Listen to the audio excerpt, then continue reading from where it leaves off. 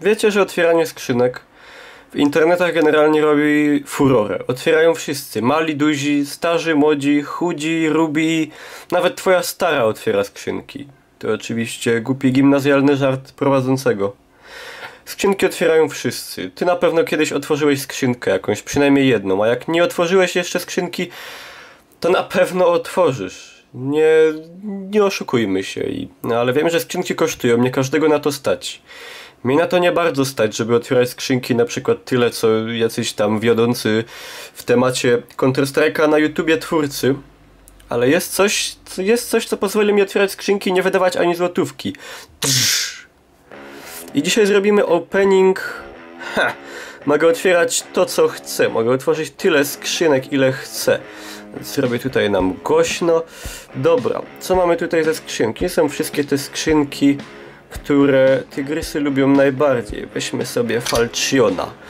Dobra, o kurde, już mnie pierę. Co mi wypadnie? Czy będzie kosa? Proszę Państwa, wszyscy piszemy na czacie. Pomyliłem się, przepraszam. Wszyscy piszemy w komentarzach kosa, kosa, kosa, kosa, kosa, kosa. Czy wypadnie kosa?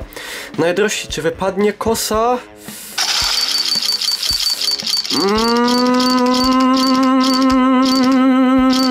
Ach, nie tym razem. Pieronie jasny, dobra, tym razem się nie powiodło.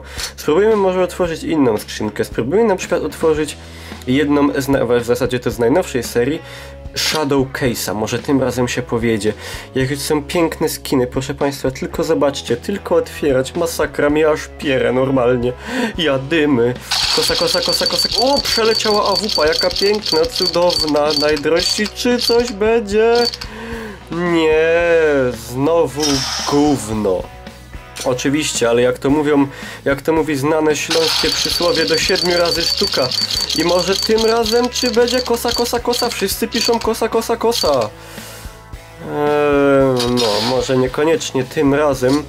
Dobra, jak to mówi inne śląskie przysłowie, do 4,5 razy sztuka.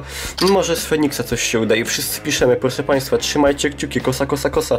Może taki piękny Asimow, nie wiadomo, może będzie kosa, otwieramy. I leci, poszła maszyna w ruch, niczym po szynach, ta maszyna się toczy. I...